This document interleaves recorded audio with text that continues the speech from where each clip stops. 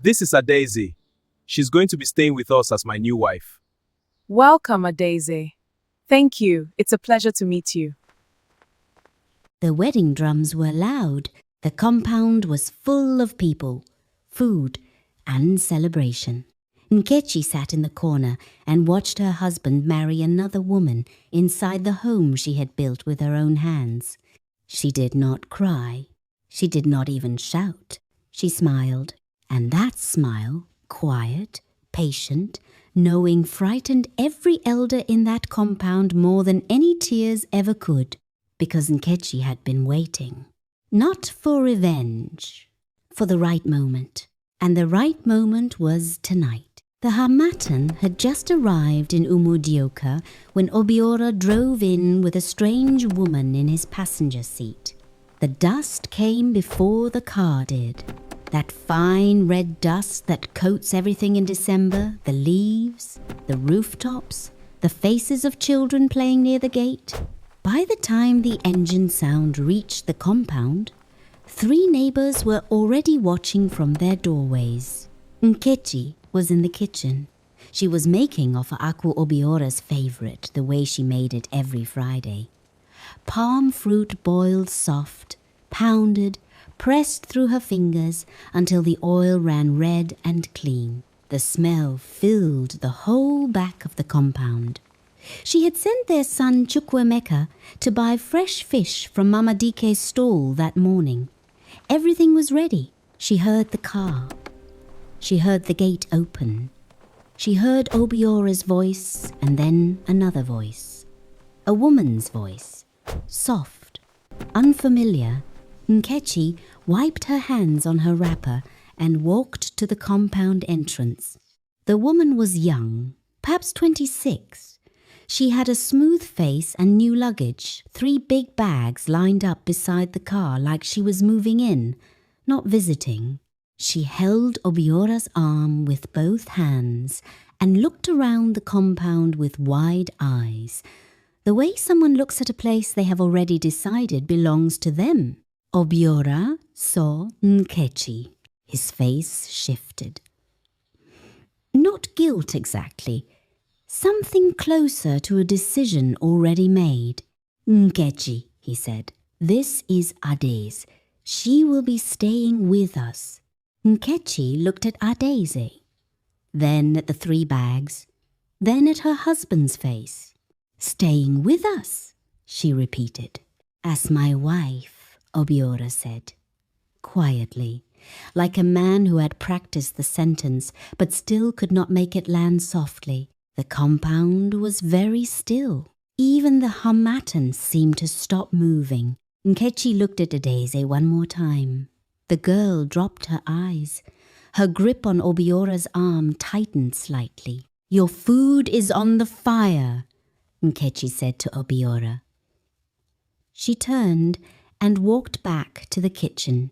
She did not slam anything, did not raise her voice, did not ask a single question. She went back to her palm soup and stirred it.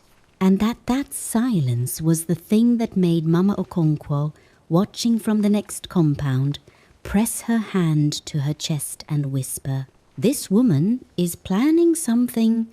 Before we go further, you need to understand who Nkechi was. She was not a woman who stumbled into Obiora's life.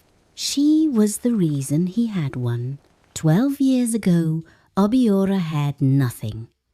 He was 30 years old, living in a single room, driving a borrowed Okada to make money while trying to build a small block-making business that kept collapsing. His mother was sick. His younger brother had just dropped out of school.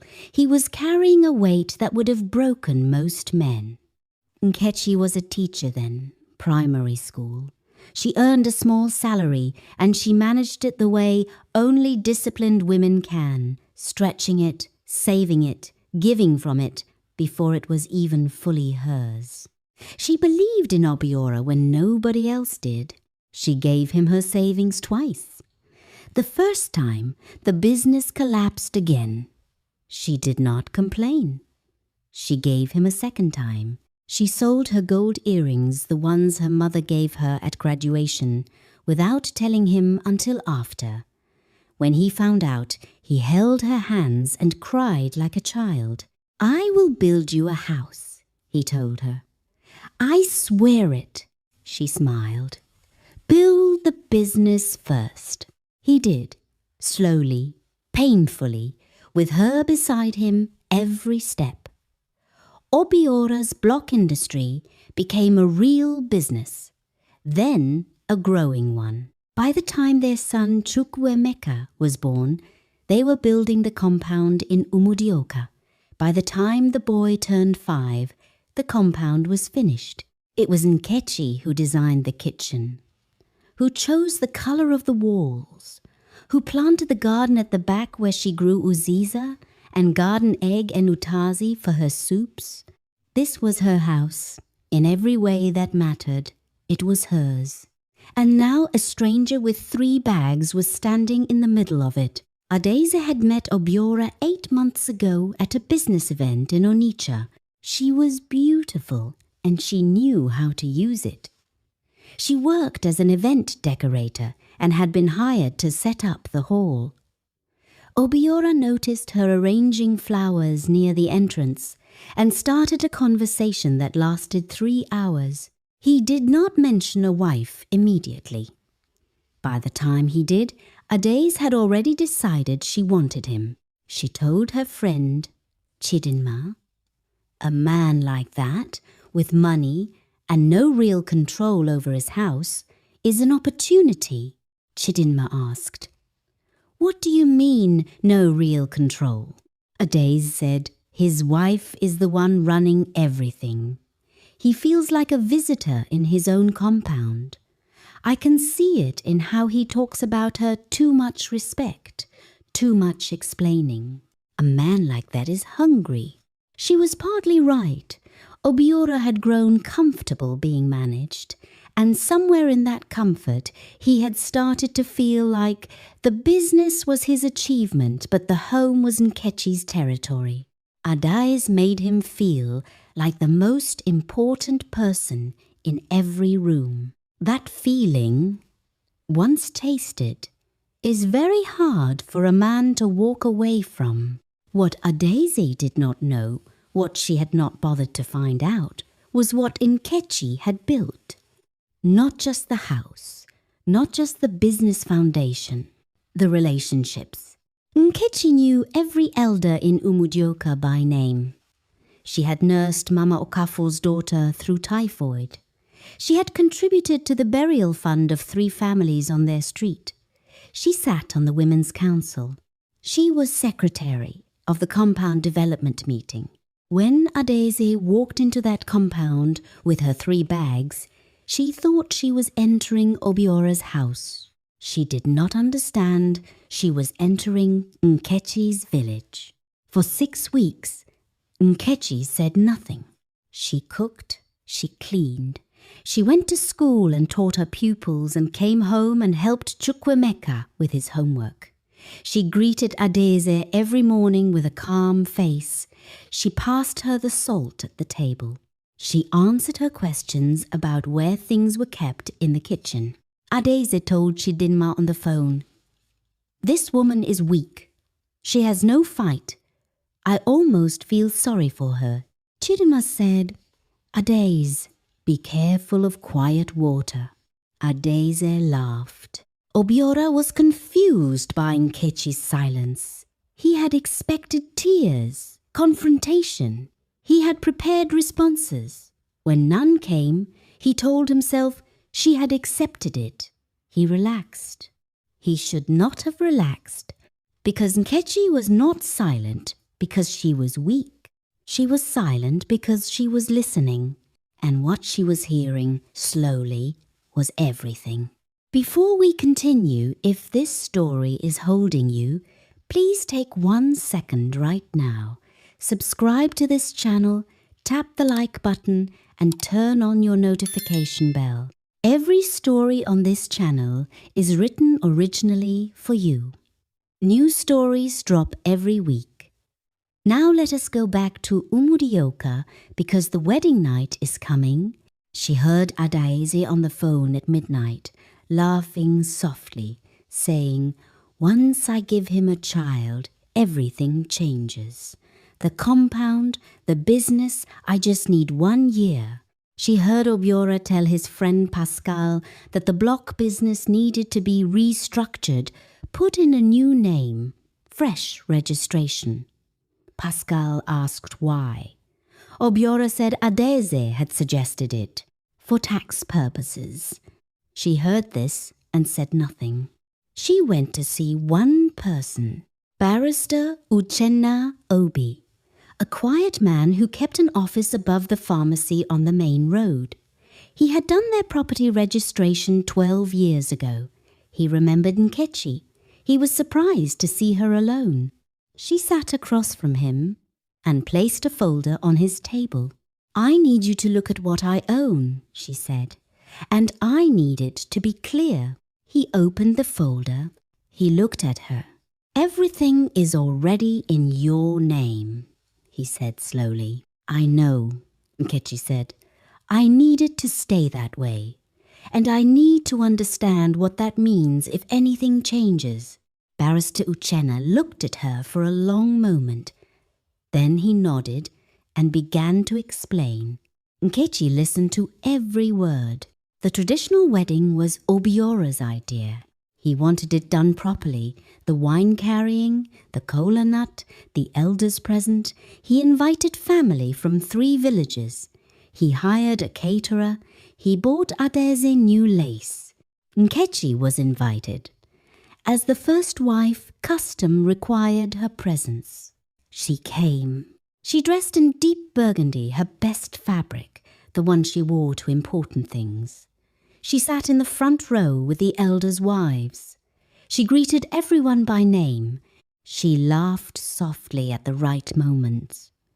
She looked, to every observer, like a woman completely at peace. When it was time for the wine carrying, Adaeze walked through the crowd with the cup, smiling, her new lace catching the light. She found Obiora. She gave him the wine. He drank. The crowd cheered. Then Elder Ikechukwu, the oldest man in the compound, 78 years old, raised his hand for silence. This was not planned. "Before we continue," Elder Ikechukwu said, "I want to ask one question. As is our custom, I want to hear from the first wife, from Nkechi, that she stands here in peace." The compound went quiet. Obiora's jaw tightened. Adeze's smile held, but her eyes moved to Nkechi like a woman watching a door she hoped would stay closed. Nkechi stood up. She smoothed her wrapper. She walked to the center. She greeted the elder with both hands. Then she turned and faced the compound. "I will speak," she said. Her voice was steady and warm. "And I will speak the truth, because that is what this ground deserves." She looked at Obiora. 12 years ago, this man had nothing. I am not saying this to shame him. I am saying it because he knows it is true, and because everything that was built together. She paused. 3 months ago, I heard my husband speaking about moving this business into a new name, on the advice of someone who has been in this compound for 6 weeks. She looked at Adaeze. Not with anger. I went to Barrister Uchenna. I want everyone here, the elders, the family, every witness to know what that visit confirmed. She reached into the fold of her wrapper slowly, the way a woman reaches for something she has been carrying a long time, and produced a document. This compound is registered in my name, not Obiora's, not jointly, mine. Because when we were building, Obiora's name carried debt from a failed business loan. So we registered everything under me. He agreed. He signed. The compound was absolutely silent. She folded the document. I have not come here to fight. I have not come to disgrace my husband. I am speaking because an elder asked me to speak, and because I will not let 12 years of my life be quietly moved into someone else's hands. She looked at Arais one final time. You are welcome in this compound, but you should know what this compound is and who built it. She walked back to her seat and sat down. The compound remained silent for 5 full seconds. Then Mama Okonkwo from next door, the one who had been watching since the first day, began to clap. Slowly, just her hands. One by one, the elder women joined her. Obiora sat very still, staring at the ground like a man watching the last tile of something he built fall loose. Adaise stood in the center of the compound in her new lace, holding an empty wine cup with nothing left to say. Adaise left the compound 3 weeks later, not because anyone drove her out, but because she had come for a future that did not exist. The business could not be restructured. The compound could not change hands. Everything she had calculated was wrong. She called Chidinma the night before she left. She planned this from the beginning, Adaise said. Chidinma was quiet for a moment. Then she said, No, she planned it from 12 years ago. You just didn't know you were walking into it. Obiora did not fight the outcome. He sat with what he had done and felt its full weight. He had taken a woman who built everything with him and treated her like furniture present, useful, easy to overlook. The elders called him in. They spoke to him the way elders speak, when they are not angry but deeply disappointed. Elder Ikechukwu said, A man who forgets his foundation will not stand when the rain comes.